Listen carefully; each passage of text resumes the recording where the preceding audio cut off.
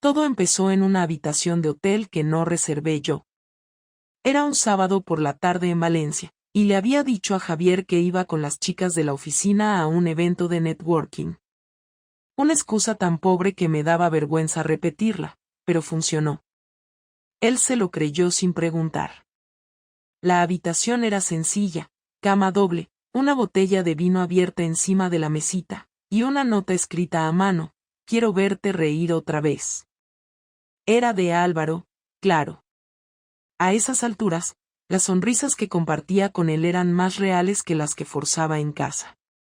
Yo no sabía que Javier, mi marido desde hacía 10 años, también estaba en Valencia. De hecho, no me enteré hasta que abrí la puerta de la habitación después de una ducha rápida y me lo encontré de pie en el pasillo, mirándome con los ojos vacíos. No dijo una palabra. No hacía falta. La bata blanca del hotel, el pelo mojado, el vino. Todo estaba dicho. Ahí empezó mi verdadera historia. No la de Claudia la buena esposa, sino la de Claudia la traidora. Cuando vi a Javier parado allí, frente a la puerta del hotel, supe que el aire había cambiado para siempre entre nosotros, pero ni siquiera en ese momento reaccioné como debería haberlo hecho, ni cerré la puerta de golpe, ni pedí explicaciones, ni intenté inventar una excusa desesperada, simplemente me quedé quieta, como si la inmovilidad pudiera borrar lo que él estaba viendo con sus propios ojos. Llevaba una camiseta vieja y unos vaqueros.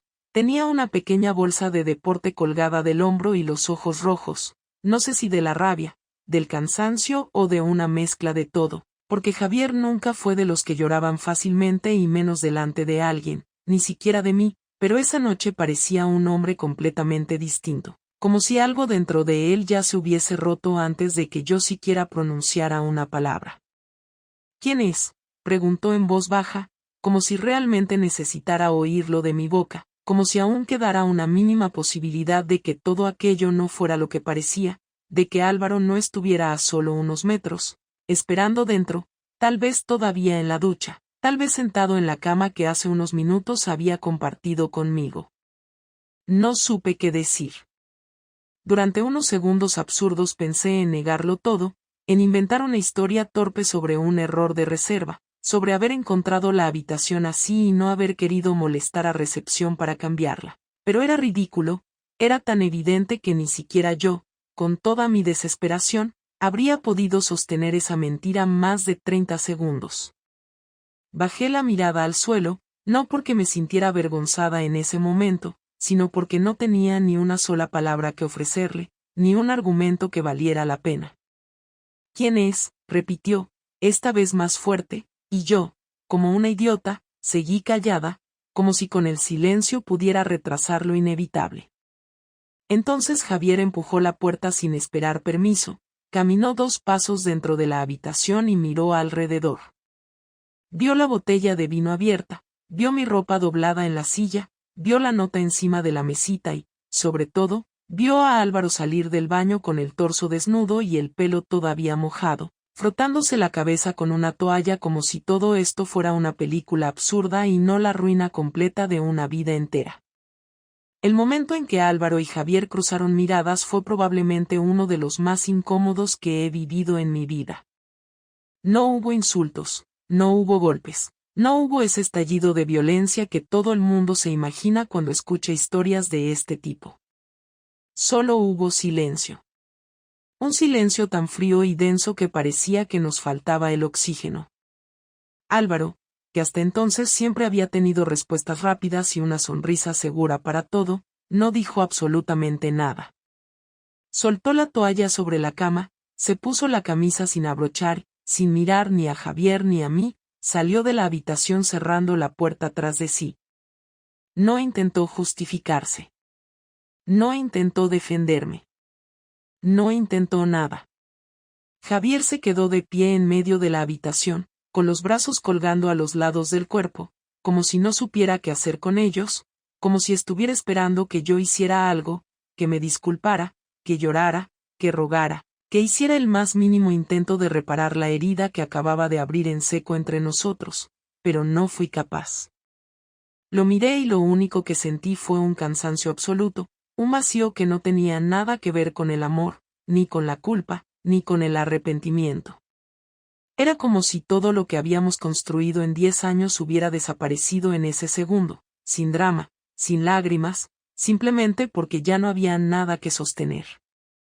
¿Cómo has podido hacerlo?, preguntó finalmente, y su voz no sonaba enfadada, ni dolida, sonaba derrotada, como si ya no esperara nada de mí. Quise decirle que no había sido planeado, que no había dejado de quererle, que todo se me había escapado de las manos sin que me diera cuenta, pero entendí que esas palabras no iban a cambiar nada, que ya era tarde para todo. Así que simplemente me senté en el borde de la cama, en silencio, mientras él seguía de pie, mirándome como si no me reconociera. Pasaron varios minutos antes de que Javier se moviera. Cogió su bolsa, caminó hacia la puerta, se detuvo un segundo, dudó, y luego salió sin decir nada más. No dio un portazo. No gritó. No exigió explicaciones. Simplemente desapareció del mismo modo en que había aparecido, inesperadamente y llevándose consigo todo lo que quedaba de nuestra historia. Cuando me quedé sola en la habitación, no lloré. No sentí alivio. No sentí miedo. Solo un silencio pesado y una botella de vino a medio terminar que ya no tenía ningún sentido. Me tumbé en la cama, todavía con la toalla enrollada en el cuerpo, mirando el techo blanco, intentando comprender en qué momento exacto había empezado todo a desmoronarse. No llegué a ninguna conclusión. La verdad era más simple de lo que me atrevía a admitir, no había ninguna gran razón, ninguna historia trágica, ningún trauma escondido. Solo aburrimiento, rutina, egoísmo y una necesidad estúpida de sentir algo diferente, aunque fuera a costa de destruir todo lo demás. Así fue como Javier descubrió la verdad. No revisando mi móvil, no siguiendo pistas, no atando cabos. No. Me pilló directamente, de frente, en una habitación de hotel que no había reservado yo pero que, en el fondo, había estado preparando desde mucho antes sin darme cuenta. Javier no tardó en volver a casa. No sé si fue por necesidad, por orgullo herido o porque simplemente no tenía dónde ir esa noche, pero a las 2 horas estaba abriendo la puerta del piso con las llaves temblando en la cerradura.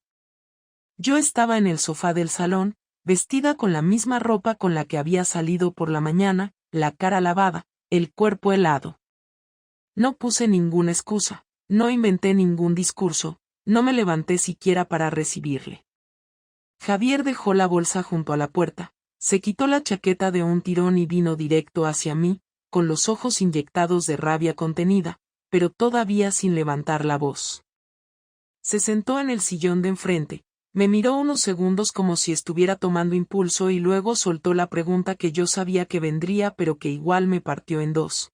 ¿Cuánto tiempo llevas riéndote de mí? No supe qué contestar. No era una pregunta fácil, no porque no supiera la respuesta, sino porque decir la verdad era admitirlo todo sin posibilidad de matices. Respiré hondo, intentando ganar tiempo, pero Javier no era idiota, ya sabía que cualquier segundo de silencio era una confirmación más dolorosa que cualquier palabra. ¿Cuánto tiempo? Claudia, insistió, esta vez más alto. Me encogí de hombros, un gesto estúpido que solo sirvió para cabrearle más.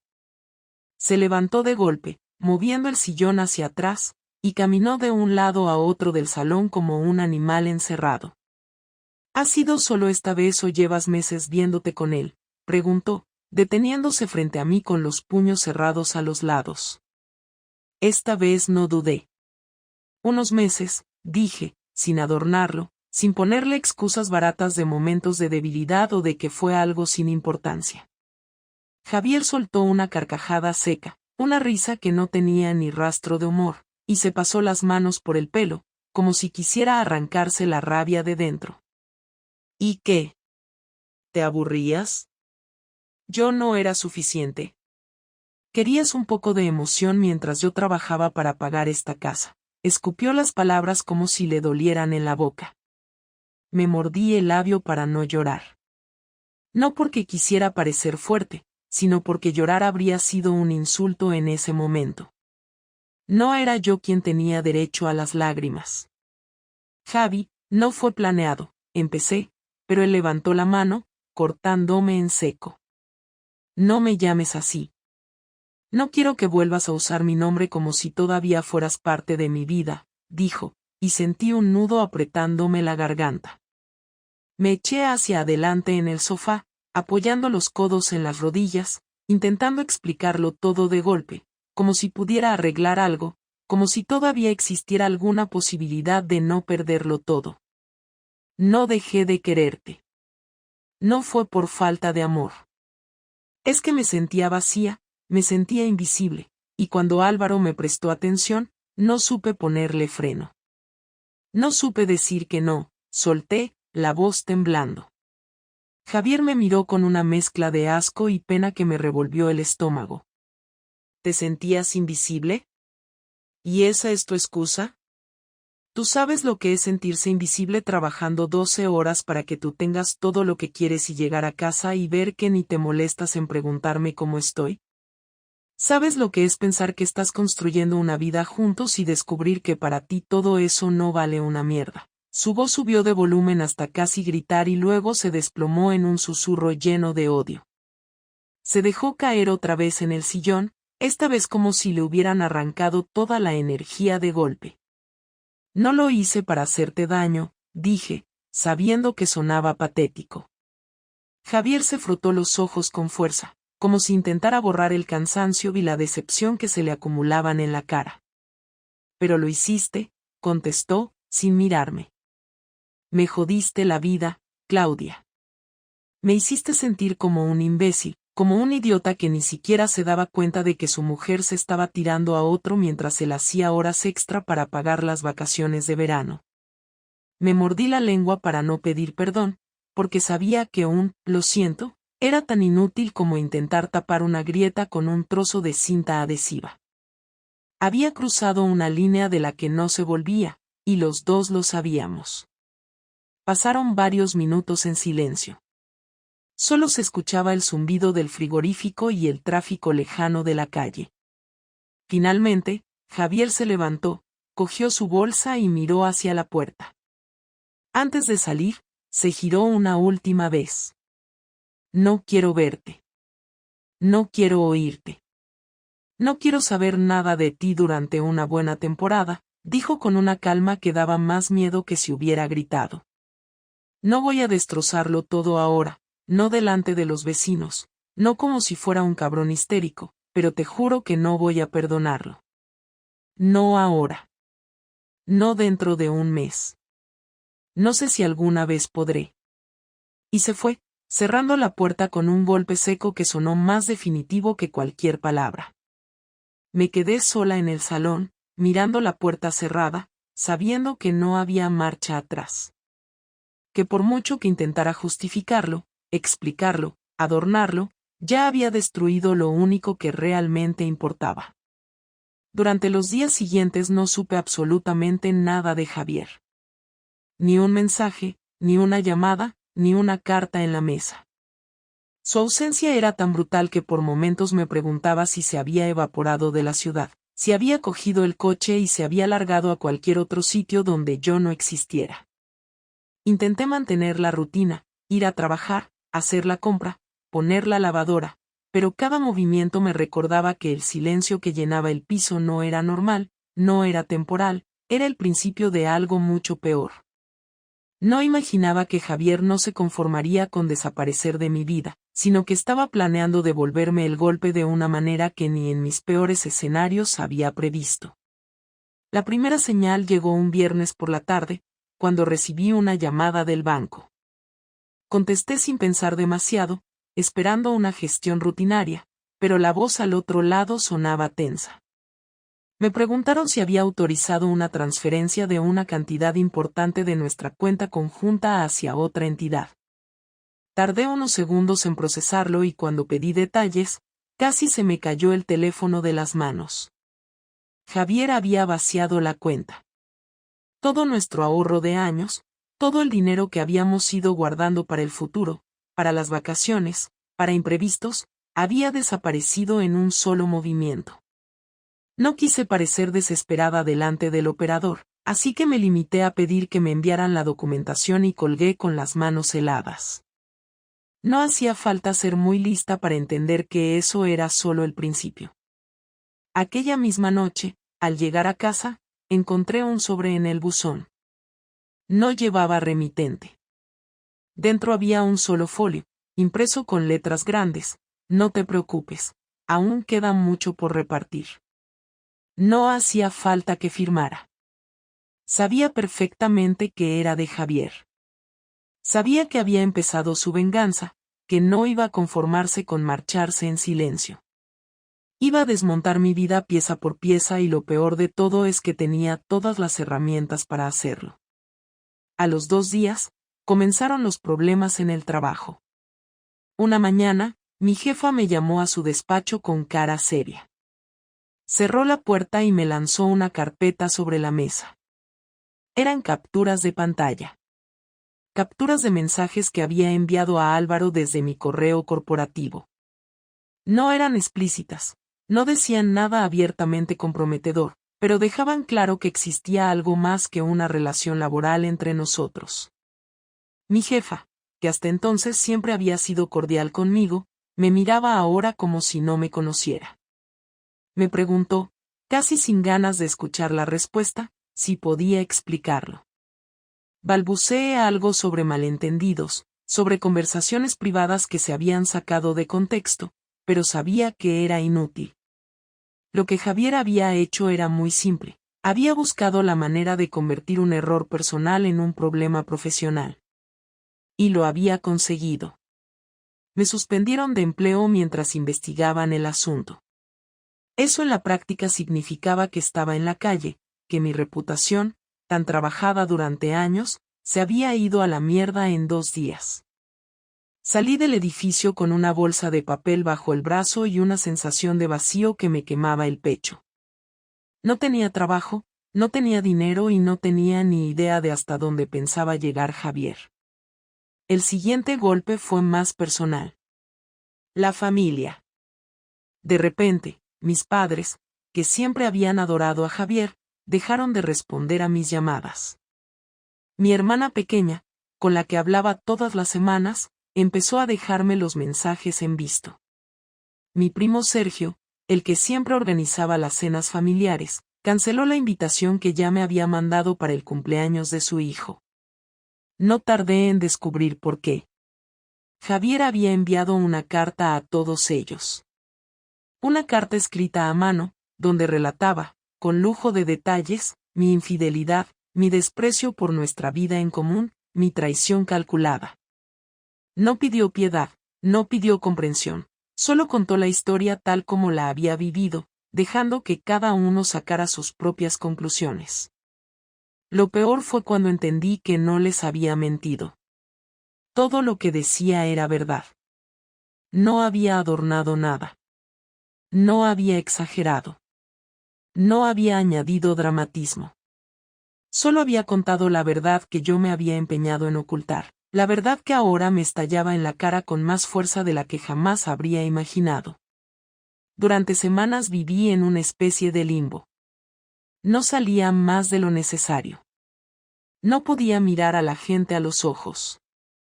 Sentía que todo el mundo sabía lo que había hecho, aunque fuera mentira.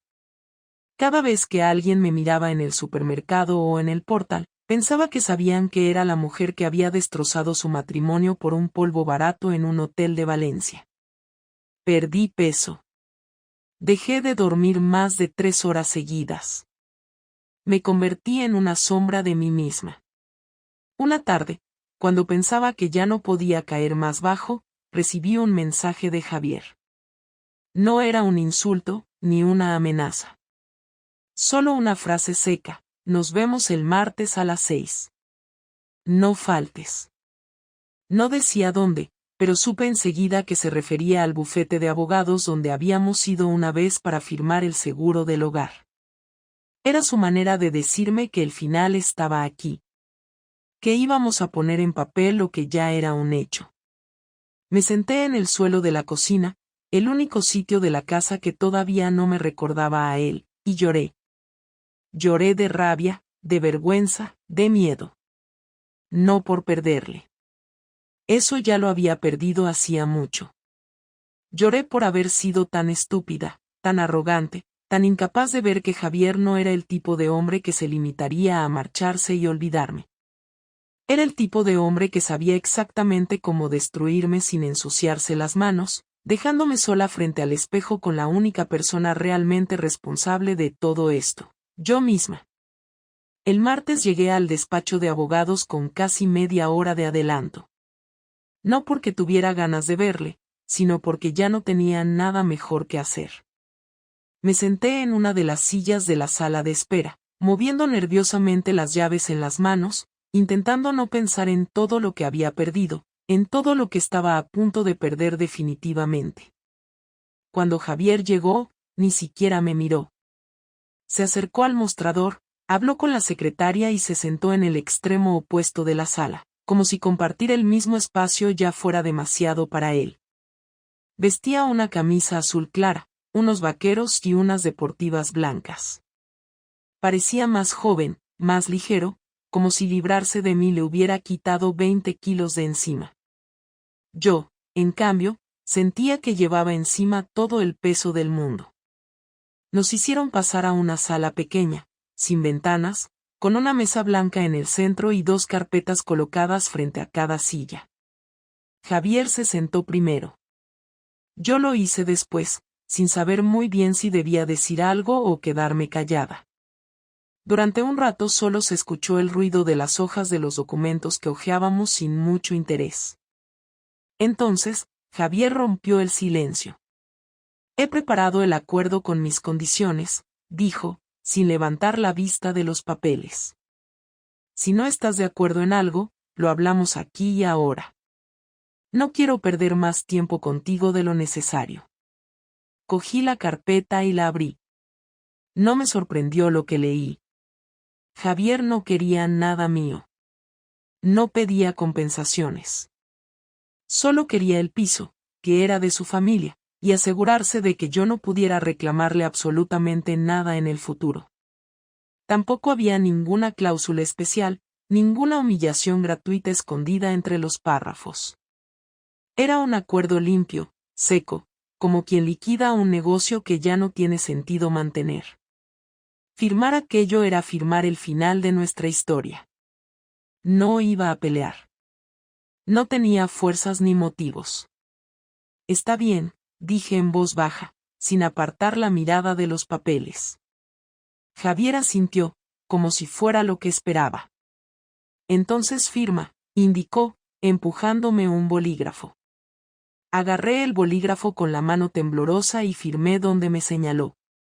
Él hizo lo mismo.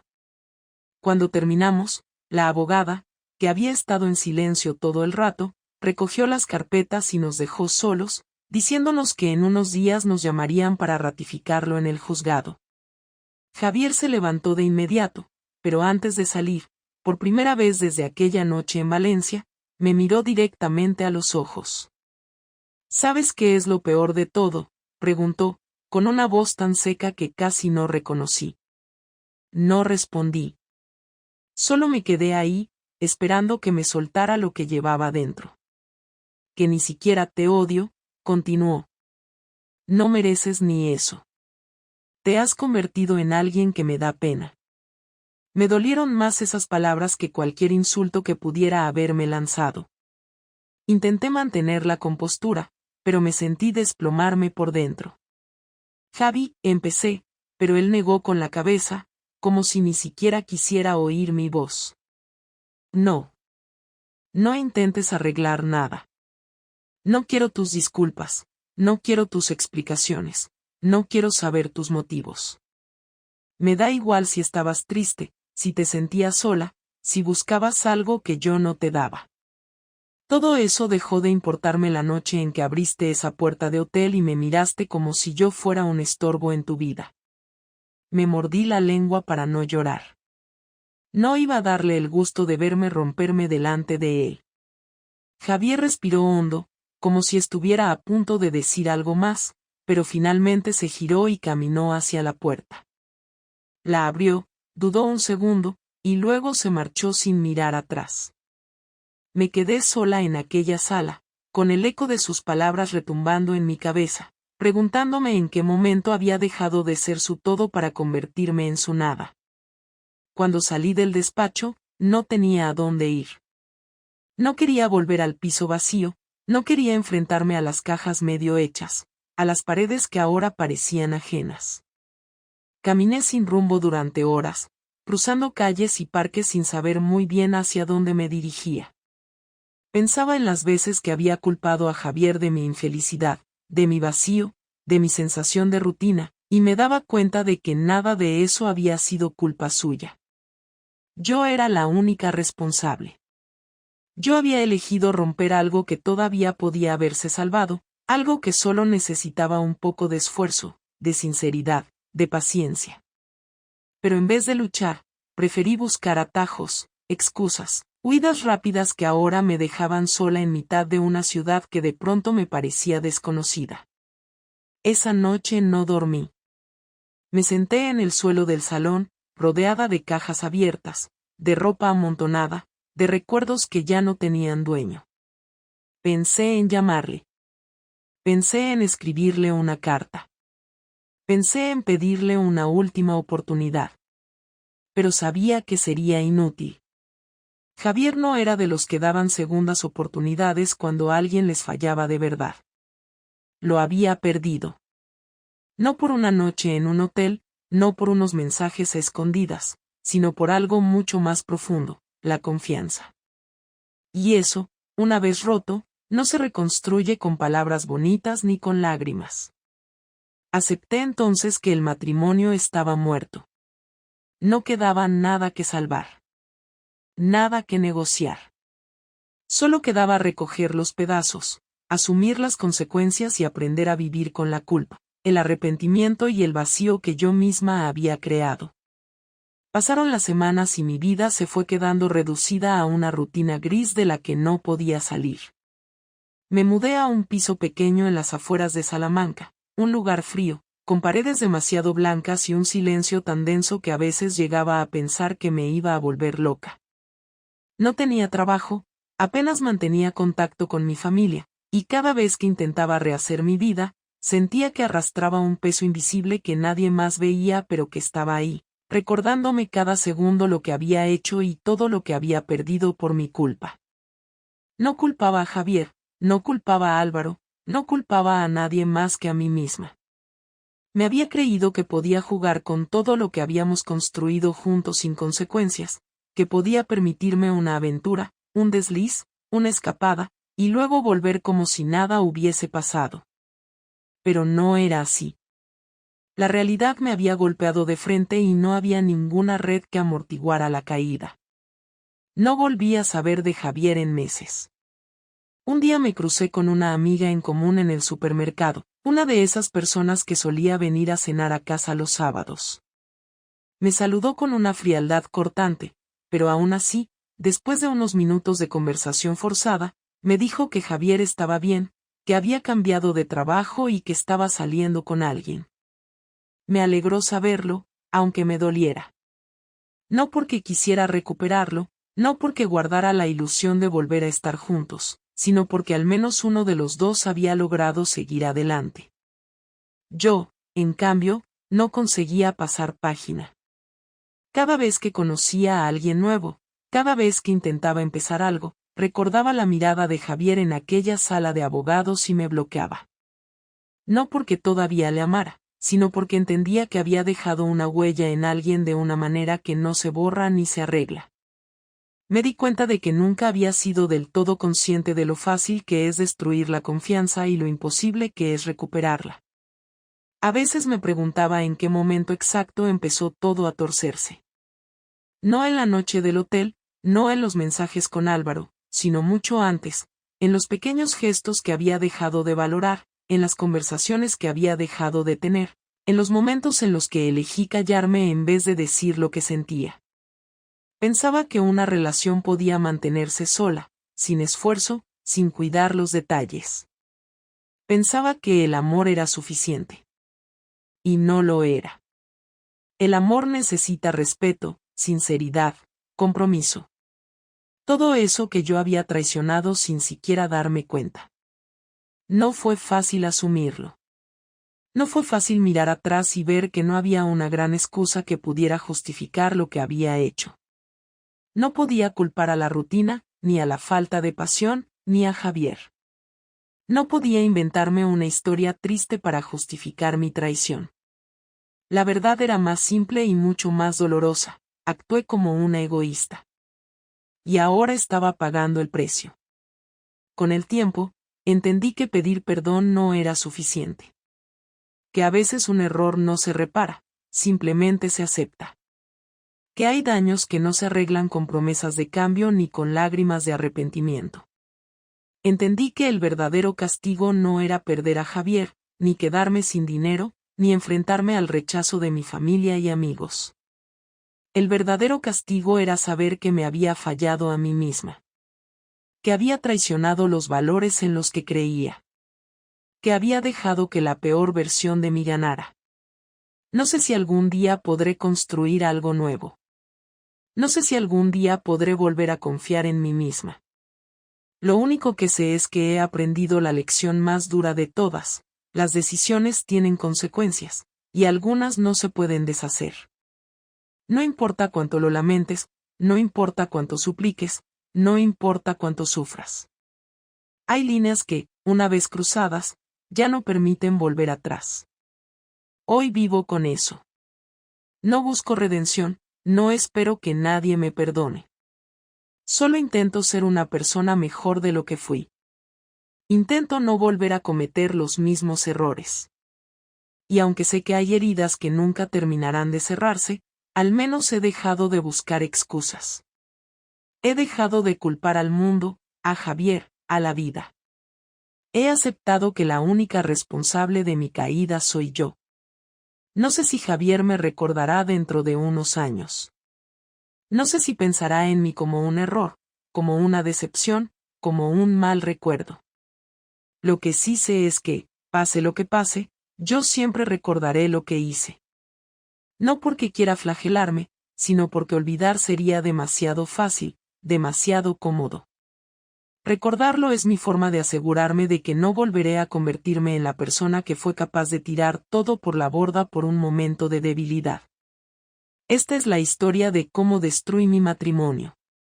No fue un accidente, no fue un malentendido, no fue mala suerte. Fue una elección. Una elección equivocada, de la que ya no hay regreso posible.